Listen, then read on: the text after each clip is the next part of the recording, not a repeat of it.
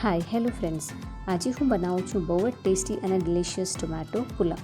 Tomato pulao બનાવવા માટે અહીંયા મેં એક લીલું મરચું લીધું છે, ટમાટર, ડુંગળી, લસણ અને ફ્રોઝન મટર લીધી છે. એક બટેકું પણ એમાં નાખવાની છું. પહેલાં થોડીક લસણની કળીઓ લઈ લેવાની છે, લગભગ 7 થી 8. હવે એમાં નાખું છું લીલું મરચું. તીખાશ તમે પોતાના ટેસ્ટના અકોર્ડિંગ એડજસ્ટ કરી શકો છો.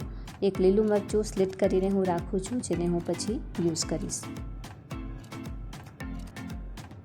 હવે અહીંયા મેં 3 મીડિયમ સાઇઝની ડુંગળી લીધી છે, એને ફાઇનલી ચોપ કરી લેવાનું છે.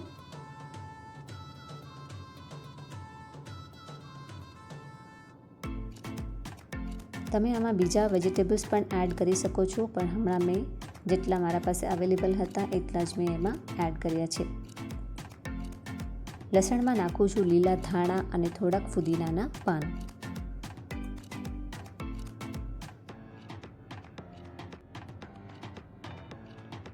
હવે એમાં થોડુંક મીઠું નાખ્યું છે અને લાલ મરચું પાવડર.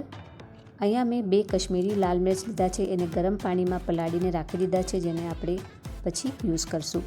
હવે લસણની ચટણી બનાવી લેવાની છે.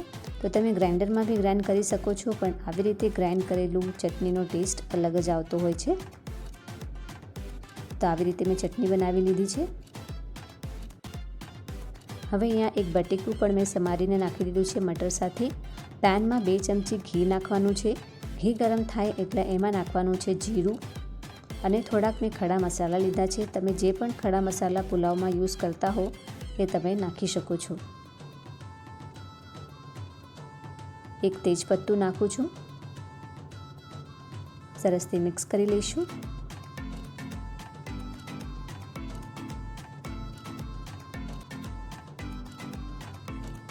હવે એમાં લીલું મરચું અને થોડાક મીઠા લીમડાના પાન નાખવાના છે અને જે ડુંગળી આપણે સુધારીને રાખી હતી એ બધી જ એમાં એડ કરી દેવાની છે.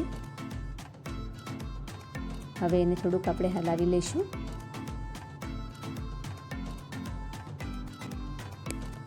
હવે અહીંયા બટેકા અને મટર પણ એડ કરી દઉં છું. સરસથી મિક્સ કરી લઈશું. હવે આને ઢાંકીને આપણે 2 મિનિટ કૂક થવા દઈશું લો ફ્લેમમાં. હવે અહીંયા ટમાટરની ગ્રેવી બનાવી લઈએ. તો મેં 5 મીડિયમ સાઇઝના ટમાટર લીધા છે. નાના નાના પીસીસમાં એને કટ કરી લેવાનું છે અને ગ્રાઇન્ડ કરી લેવાનું છે. તો આપણે ટમાટર પુલાવ બનાવીએ છીએ એટલે એમાં ટમાટર વધારે નખાતા હોય છે. જે આપણે કશ્મીરી મિર્ચ પલાળવા માટે રાખ્યું હતું એને આપણે નાખી દઈશું. પાણી નથી એડ કરવાનું. અને એક ટમાટરને આવી રીતે મેં સ્લાઇસ કરીને રાખ્યા છે, જેને આપણે પછી યુઝ કરશું. થોડુંક પાણી નાખીને આવી રીતે મેં ગ્રાઇન્ડ કરી લીધું છે. અહીંયા બાસમતી રાઈસને મેં 10 મિનિટ પહેલાં પલળવા માટે રાખી દીધા છે. તો આપણી આ વેજીટેબલ થોડી કૂક થઈ ગઈ છે. એમાં લસણની ચટણી મેં એડ કરી દીધી છે અને સરસથી એને મિક્સ કરી લઈશું. હવે જે ટમાટરને આપણે ગ્રાઇન્ડ કરીને રાખ્યું હતું એ બધું જ આમાં એડ કરી દેવાનું છે. આ ટાઈમમાં થોડોક મારો વિડીયો મિસ થઈ ગયો, હું ન લઈ શકી, એના માટે સોરી. અને જે ટમાટરના સ્લાઇસ કરીને રાખ્યા હતા એને પણ એડ કરી દેવાનું છે. 3 થી 4 મિનિટ આ બધી જ વસ્તુને સરસથી કૂક થવા દઈશું. એના પછી એમાં ફુદીનાના પાન નાખવાના છે. આનો ટેસ્ટ બહુ સરસ લાગતો હોય છે પુલાવમાં. આવી રીતે મિક્સ કરી દેવાનું છે. હવે જે રાઈસ આપણે રાખ્યા હતા પલળવા માટે એનું પાણી નીકાળીને બધા રાઈસ આના અંદર એડ કરી દઈશું અને સરસથી મિક્સ કરી લેવાનું છે.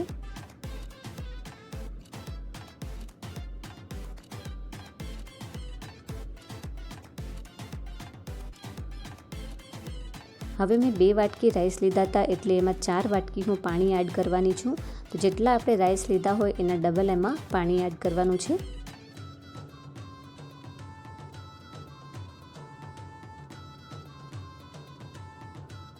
હવે એમાં નાખું છું ગરમ મસાલો, સ્વાદ પ્રમાણે મીઠું અને હળદર. સરસથી મિક્સ કરી લઈશું.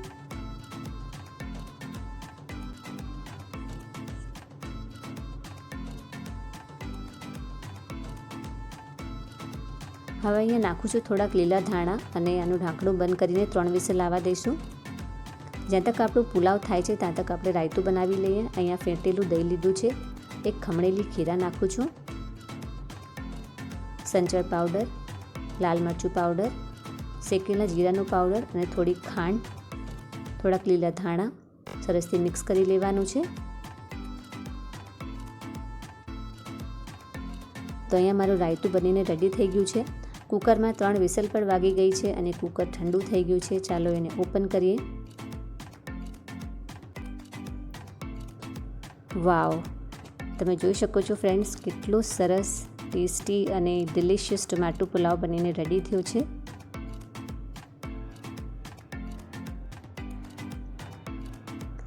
ફ્રેન્ડ્સ, જો તમને મારી રેસિપીઝ ગમતી હોય તો મારા ચેનલને જરૂરથી સબસ્ક્રાઈબ કરજો. બેલ આઇકન દબાવજો, એનાથી મારા બધા નવા વિડીયોના નોટિફિકેશન્સ તમને મળતા રહેશે. હું ભાવના ફરીથી મળીશ તમને નેક્સ્ટ વિડીયોમાં એક સરસ મજાની હેલ્ધી રેસિપી સાથે. Thanks for watching.